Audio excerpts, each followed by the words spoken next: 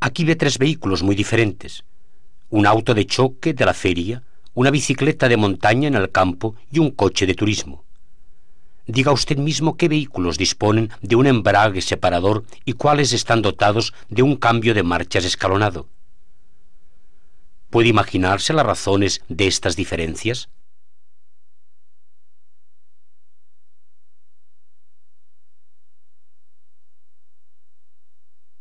Correcto. Como la mayoría de los vehículos eléctricos, desde la carretilla elevadora hasta la locomotora de alta velocidad, el auto de choque no necesita ni embrague ni cambio de marchas escalonado.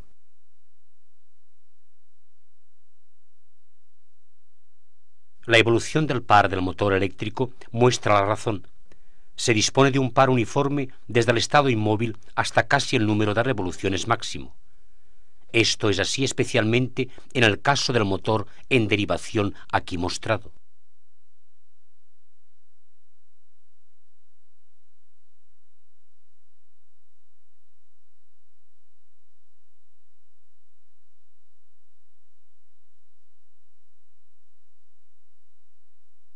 Exacto. La bicicleta del abuelo aún no tenía cambio de marchas, pero quien desee circular ahorrando fuerzas no podrá renunciar a un cambio, ya sea uno integrado en el cubo o uno de cadena. La razón vuelve a quedar clara contemplando la curva de par.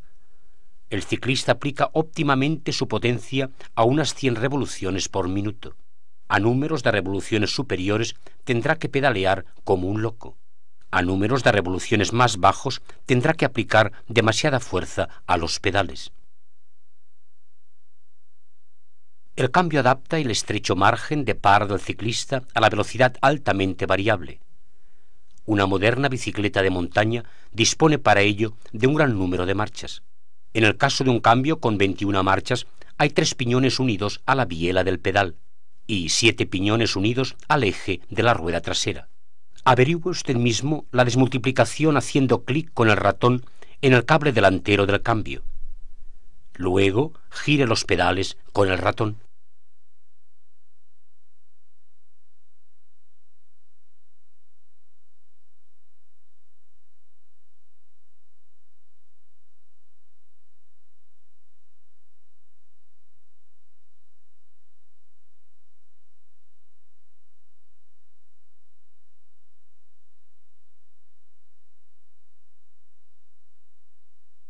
Pasemos ahora al automóvil. Siempre se necesitan un embrague y un cambio de marchas escalonado, aunque en el caso de un vehículo con cambio automático no tengan que ser accionados por el conductor. Normalmente se tienen 5 o 6 marchas en un vehículo con cambio manual y 4 o 5 en un vehículo con cambio automático. Dado que el motor de combustión gira a gran velocidad, hasta 7.000 revoluciones por minuto en un turismo, el número de revoluciones se reduce en 2 pasos. Primero, según la marcha seleccionada con el cambio manual, y luego con el grupo cónico. Señale en el puño del cambio la marcha cuya desmultiplicación quiere averiguar.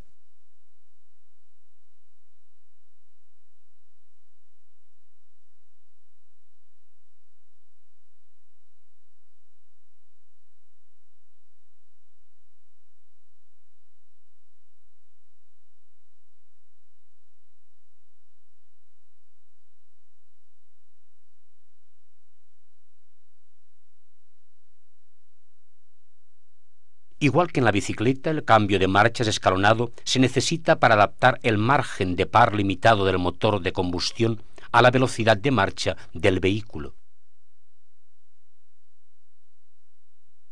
Supongamos que usted circula con el vehículo en la segunda marcha. Cada número de revoluciones del motor se corresponde con una velocidad del vehículo. Por ejemplo, 3.000 revoluciones equivalen a unos 50 kilómetros por hora. Y 4.500 revoluciones a unos 70. Esto puede calcularse a partir de la desmultiplicación del cambio y de la circunferencia de los neumáticos. Por esta razón, la curva de par puede describirse también a través de la velocidad del vehículo. Lo que es válido para la segunda marcha también lo es para la tercera. Su curva de par es más amplia y se extiende a velocidades más elevadas. El par se ha reducido. En la misma medida que aumenta el número de revoluciones de la rueda, disminuye el par disponible en la misma.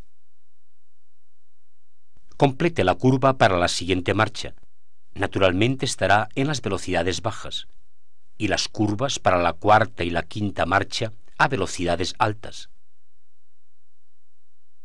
Ahora puede leer qué marcha proporciona al vehículo la máxima fuerza de tracción a cada velocidad. ¿Qué marcha será, por ejemplo, la correspondiente a 50 km por hora? Haga clic en esta curva. Exacto, se trata de la segunda marcha. Proporciona el par máximo a las ruedas motrices. Si lo que interesa es que se desarrolle la mayor potencia posible, se apuran las marchas al máximo, lo que significa que los puntos de acoplamiento se sitúan en el límite de número de revoluciones.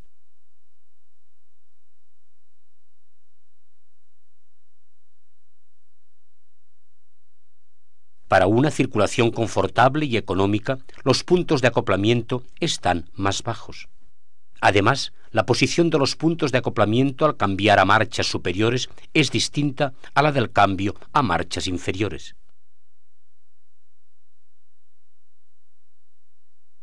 El automóvil necesita el embrague debido al motor de combustión. Este motor requiere un régimen mínimo para seguir funcionando. Cuando el vehículo está parado, el embrague interrumpe la transmisión de fuerza entre el motor que gira y la cadena de salida de fuerza que se encuentra inmóvil. Al arrancar, en el caso del cambio manual, tiene que rozar el embrague para superar la diferencia del número de revoluciones. Con el cambio manual solo es posible cambiar de marchas sin carga. La función del embrague consiste en separar el motor de la cadena de salida de fuerza, estableciendo un estado sin carga.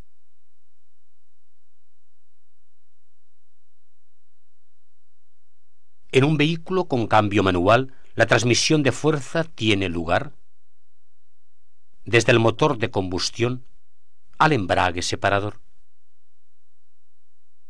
El embrague une el cigüeñal del motor con el árbol de entrada de la caja del cambio manual. Tras la correspondiente desmultiplicación, dependiente de la marcha acoplada, la transmisión de fuerza continúa a través del árbol cardan hasta el diferencial del eje trasero. Los semiejes laterales o palieres impulsan las ruedas. En los vehículos cuyo motor está alojado en el eje propulsado, se suprime el árbol cardan. Los vehículos de tracción total poseen un diferencial en el eje delantero y otro en el trasero, y además una caja de transferencia que distribuye la fuerza motriz entre las ruedas delanteras y las traseras. Veamos más de cerca el grupo propulsor. Reconocemos el motor, el embrague y el cambio de marchas manual.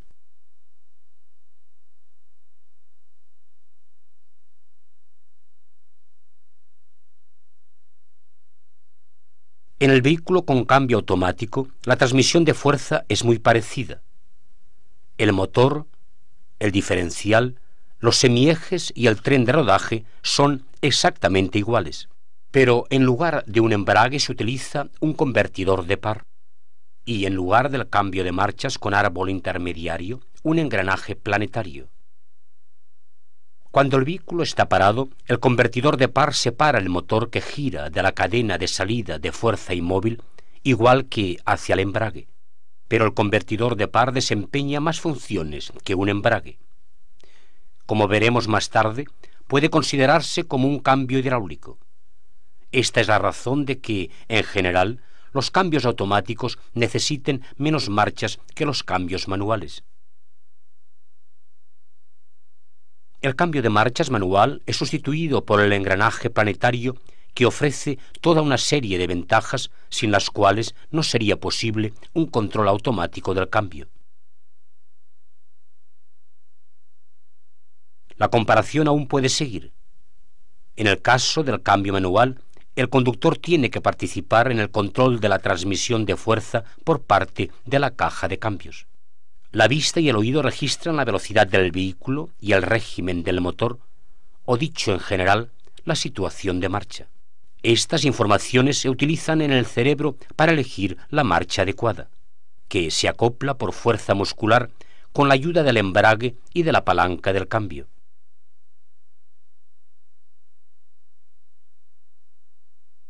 En el vehículo con cambio automático se reduce el trabajo del conductor. Sensores registran el estado de marcha y el control electrónico del cambio procesa estas informaciones para seleccionar una marcha que es acoplada por elementos hidráulicos de conexión y elementos de mando.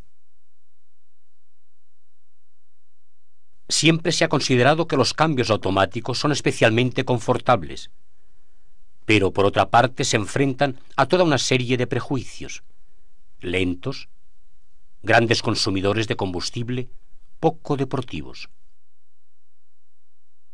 Con el siguiente intento podrá contradecir usted mismo el reproche más frecuente, el de la falta de deportividad.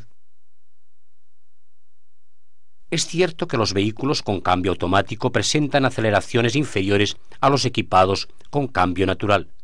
Sin embargo, en la práctica, los vehículos con cambio manual no son más rápidos, ya que la transmisión de fuerza tiene que interrumpirse para cambiar de marcha, con el resultado de que el vehículo rueda sin propulsión durante 1 a 2 segundos en cada caso. Solo los pilotos de pruebas experimentados cambian las marchas en fracciones de segundo, alcanzando así las aceleraciones que suele indicarse para los cambios manuales.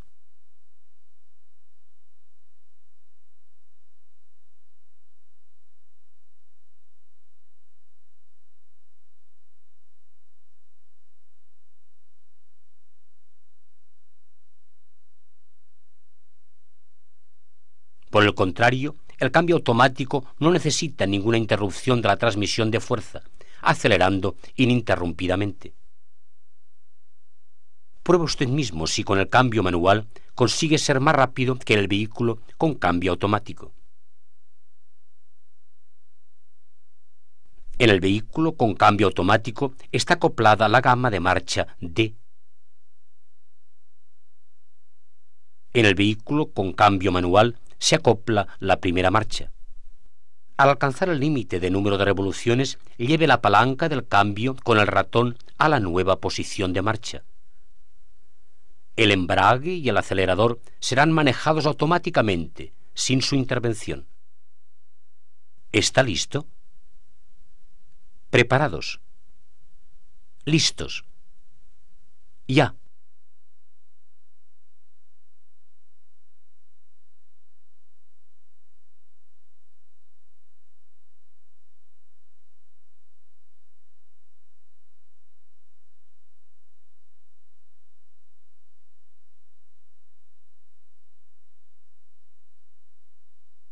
Resumamos. Dado que en el cambio automático el cambio de marchas tiene lugar sin que se interrumpa la transmisión de fuerza, el vehículo acelera uniformemente y con rapidez, sin tener que envidiar nada al vehículo de cambio manual. Al evitarle trabajo al conductor, se consigue un mayor confort de marcha y se reduce el estrés, aumentando así en conjunto la seguridad. Esto podrá confirmarlo indudablemente después de esta simulación. Los cambios automáticos modernos se adaptan a la situación de marcha y a la forma de conducir, eligiendo entre varias curvas características de acoplamiento o desplazando éstas sin escalonamientos. De este modo permiten tanto una conducción deportiva, como la antes mostrada, como también una conducción económica. Los cambios de marchas con carga constante significan una menor solicitación de la cadena cinemática que la alternancia de descarga y carga que se produce al accionar el embrague. El grupo propulsor completo está protegido de errores de manejo. Los cambios automáticos modernos son de alto rendimiento. El mayor consumo que se produce en comparación con un cambio manual es sólo insignificante y en algunas situaciones de marcha, por ejemplo, en ciudad, los vehículos con cambio automático presentan un consumo equiparable o incluso más favorable. Los cambios automáticos actuales se proyectan aplicando los más modernos métodos de diseño. Se basan en las siguientes disciplinas: mecánica, electrónica e hidráulica. Y en este orden le ofrecerá los temas este programa didáctico. El control del cruce puede simplificarse con ayuda de ruedas libres. Una rueda libre toma el par en la dirección de bloqueo, mientras que en el sentido opuesto gira libremente. El aceite para engranajes desempeña toda una serie de funciones en el cambio automático. Transmite la fuerza en el convertidor de par. Elimina el calor producido. Lubrica todas las piezas móviles. Transporta las partículas desprendidas por abrasión que son separadas en el filtro del aceite. Establece valores de rozamiento exactos en los embragues y los frenos del engranaje planetario. Y realiza los acoplamientos de marchas.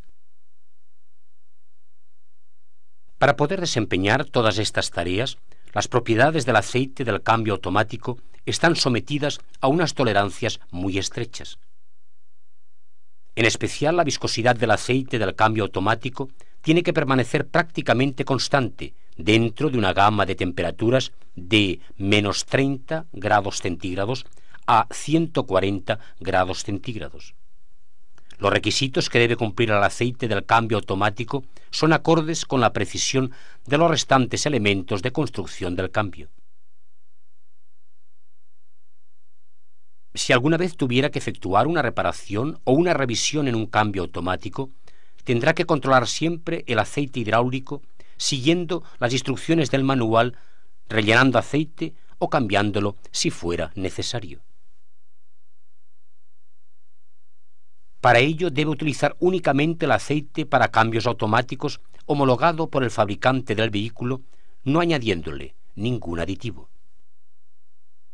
Si utiliza aceites distintos a los homologados por el fabricante o se añade aditivos, se modificarán las propiedades del aceite, con repercusiones negativas para el funcionamiento y la duración de los componentes.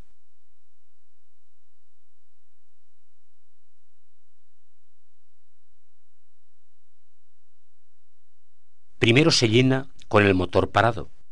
Luego se arranca el motor y se cambian todas las marchas para que se llenen los canales del aceite.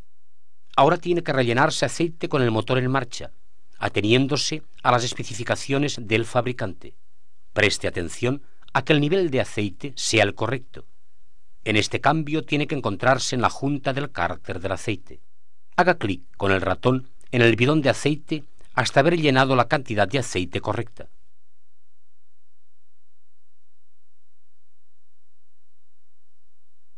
Muy bien. Si no hubiera llenado suficiente aceite, la bomba del aceite podría succionar aire durante el servicio, especialmente al frenar a fondo, al acelerar o en las curvas. La consecuencia serían perturbaciones en el cambio de marchas. Al controlar el nivel de aceite, preste atención a su temperatura. Cuanto más alta sea, tanto más se dilatará el aceite del cambio. Pero no puede dilatarse en las tuberías, las válvulas, los elementos de mando, etc., sino solo en el cárter del aceite. Es especialmente el gran volumen de aceite del convertidor de par el que, al aumentar la temperatura, presiona hacia el cárter del aceite. Incluso pequeñas diferencias de temperatura provocan grandes cambios del nivel de aceite. Por ello, antes de controlar el nivel de aceite, mida su temperatura con un aparato de diagnóstico. Corrija entonces el nivel del aceite de acuerdo con la temperatura medida.